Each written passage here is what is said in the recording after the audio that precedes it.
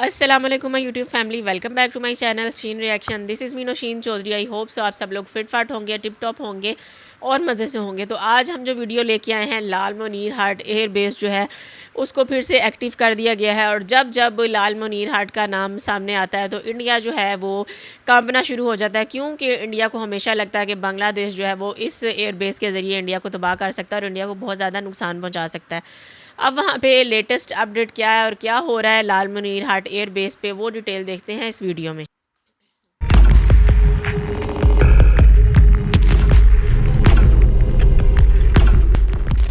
ঢাকার আকাশে সেদিন এক অদ্ভুত স্বচ্ছতা নেমে এসেছিল। মেঘ ছিল না, ঝড় ছিল না, তবুও বাতাসের ভেতরে এমন এক চাপা ভারী ভাব, যেন অদৃশ্য কোথাও থেকে কেউ শ্বাসরোধ করে তাকিয়ে আছে। রাত 12টার পরও প্রধানমন্ত্রীর কার্যালয়ের একতলার একটি কক্ষে আলো জ্বলছিল। ফাইলের পর ফাইল সাজানো টেবিলের ওপরে মিটিমিটি আলো ফেলে রাখছিল একটি একক ল্যাম্প, আর ঠিক মাঝখানে একটি নিরীহ দেখতে নীল ফাইল, কিন্তু তার সামান্য নড়াচড়া যেন সারা ঘরের ভারসাম্য বদলে দিতে পারে। ফাইলটির শিরোনাম লালমনিরহাট বিমান ঘাঁটি পুনরায় সক্রিয়করণ প্রস্তাব। এটি কাগজের বান্ডিল নয়, এর ভেতরে রয়েছে ইতিহাস, রাষ্ট্রীয় সংকোচ, সাহস, দ্বিধা এবং জাতীয় আত্মপরিচয়ের নতুন অধ্যায়। ফাইলটি হাতে তুলতেই চোখে ভেসে ওঠে পরবর্তী প্রশ্নগুলো। এটি কি অবকাঠামো উন্নয়ন, নাকি রাষ্ট্রের নিরাপত্তাগত পুনর্জাগরণ, অথবা আরও গভীরে এটি কি বাংলাদেশের ভবিষ্যৎ ভূ রাজনীতির প্রথম রূপরেখা? প্রধানমন্ত্রী তারেক রহমান জানেন, এই মুহূর্তে তার সামনে থাকা কাগজপত্র শুধু প্রশাসনিক ফাইল নয়, এটি তার রাজনৈতিক যাত্রার পদচিহ্ন।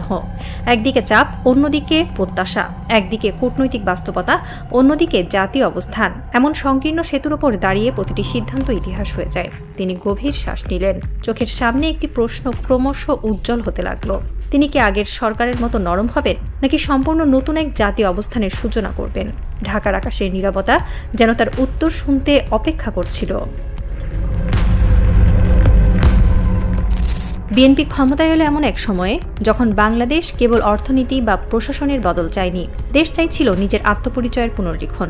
দশকের পর দশক ধরে বাংলাদেশ ভারত সম্পর্ক ছিল অদ্ভুত এক অসমতার খেলা, যেখানে এক পক্ষ দিত, আরেক পক্ষ নিত। কেউ বলতো সমঝোতা, কেউ বলতো নমনীয়তা, আর অনেকেই বলতো অতিরিক্ত নির্ভরশীলতা। এবার মানুষ জানতে চাইছে, বিএনপিও কি একই পথেই হাঁটবে, নাকি তারা নতুন কূটনৈতিক মেরুদণ্ড দেখাবে? তারেক রহমানের রাজনৈতিক জীবন দীর্ঘ নির্বাসন, মামলা, আক্রমণ এবং লুকানো লড়াইয়ের গল্পে ভরা। তিনি জানেন, কোথাও আপোষ কখনো বিনামূল্যে আসে না। প্রতিটি প্রতিবন্ধকতার পেছনে কোনো না কোনো অদৃশ্য হাত থাকে। কিন্তু রাষ্ট্র চালানো মানে কেবল আবেগ নয়, এখানে প্রতিটি সিদ্ধান্তের বহুমাত্রিক প্রতিক্রিয়া থাকে। অর্থনীতি, কূটনীতি, নিরাপত্তা, আঞ্চলিক সমীকরণ সব মিলিয়ে এক জটিল বুনন। এই জটিল বুননের মাঝেই লালমনিরহাট বিমান ঘাঁটি এক প্রতীকে পরিণত হয়েছে। এটি শুধু উন্নয়ন নয়, এটি দিক নির্দেশ, এটি রাষ্ট্রের আত্মবিশ্বাসের পরীক্ষা। ভারত তার অবস্থান পরিষ্কার করেছে। সীমান্ত ঘেঁষা কোনো বিমান ঘাঁটি তাদের নিরাপত্তার ঝুঁকি বাড়ায়। অতীতে বহুবার তারা অভ্যন্তরীণ নিরাপত্তার যুক্তি তুলে প্রতিবেশী নীতিতে প্রভাব বিস্তার করেছে।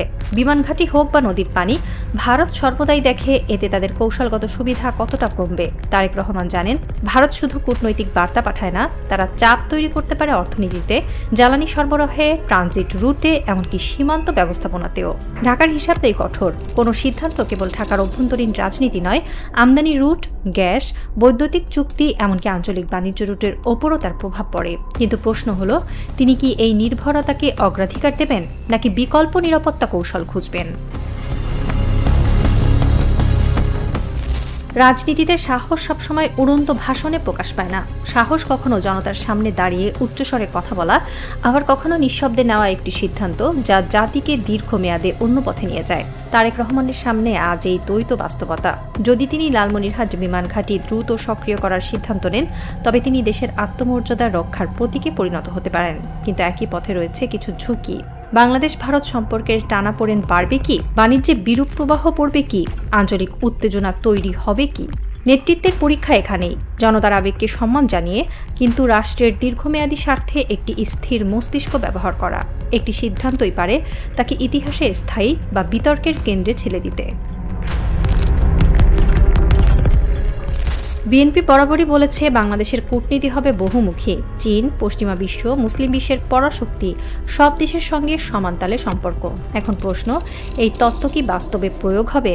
লালমনিরহাট ঘাঁটি পুনরায় চালু হলে বাংলাদেশ কেবল সামরিকভাবে নয়, ভূরাজনৈতিক মানচিত্রেও একটি উত্তর হাবে পরিণত হতে পারে।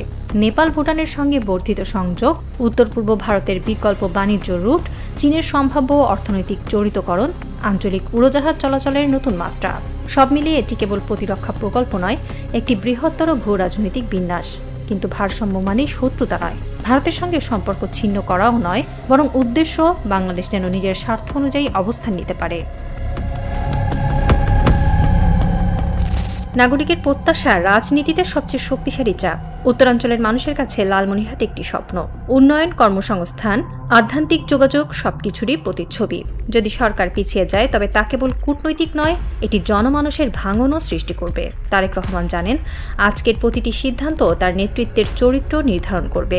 তিনি আপোষহীন জাতীয় অবস্থানের প্রতীক হবেন নাকি বাস্তববাদী সমঝোতার। দুইয়ের মাঝেই রয়েছে এক অদৃশ্য ভয়, যেটি সব নেতাকেই একদিন পরীক্ষা দেয়। প্রথম দৃশ্যপট ধীরগতির বাস্তবায়ন। ভারতের সঙ্গে সমন্বয় রেখে ঘাঁটির কার্যক্রম ধীরে এগোনো। কেউ বিরক্তও হবে না, আবার প্রকল্প থামবেও না। দ্বিতীয় দৃশ্যপট দৃঢ় সিদ্ধান্ত, প্রকল্প দ্রুত সক্রিয় করা। কূটনৈতিক ব্যাখ্যা, এটি সামরিক নয়, এটি আঞ্চলিক যোগাযোগ প্রকল্প। তৃতীয় দৃশ্যপট বহুপাক্ষিক কৌশল, নেপাল ভুটানকে অন্তর্ভুক্ত করা, এমনকি চাইলে ভারতের উত্তর পূর্বকেও অংশীদার হিসেবে রাখা। এটি সবচেয়ে কৌশলী পথ, যেখানে শক্তিও থাকবে, সম্পর্কও ভাঙবে না। রাত আরও গভীর হলো। ঢাকার বাতাসে নিঃশব্দ এক অস্থিরতা। তারেক রহমান দাঁড়িয়ে আছেন জানালার সামনে। উত্তরের আকাশে তার দৃষ্টি স্থির। সেদিকেই লালমনিরহাট। একটি রানওয়ে অন্ধকারে শুয়ে আছে, নিঃশব্দ কিন্তু জেগে। একটি অঞ্চল অপেক্ষায় তার ভবিষ্যৎ বদলানোর, একটি জাতি অপেক্ষায় তার নেতৃত্বের সিদ্ধান্তের। তিনি জানেন, একটি স্বাক্ষরই পারে দেশকে নতুন পথে নিয়ে যেতে। হঠাৎ বাতাসে পর্দা নড়ে ওঠে, কাগজে আলো পড়ে। তিনি ফাইলটি ধীরে বন্ধ করেন। নিচু স্বরে তিনি বলেন, ভয় আর নির্ভরতার উপর রাষ্ট্র দাঁড়াতে পারে না। ঢাকার আকাশ যেন নিঃশ্বাস আটকায়। সারা দেশের উত্তরে সেই রানওয়ে মনে হয় দূর থেকে আলো ছড়াচ্ছে। লালমনিরহাট আর কেবল বিমান ঘাঁটি নয়, এটি নেতৃত্বের চরিত্রের পরীক্ষা। এবং যখন চরিত্র পরীক্ষার টেবিলে ওঠে, তখন আকাশও তার উত্তরের অপেক্ষায় থাকে।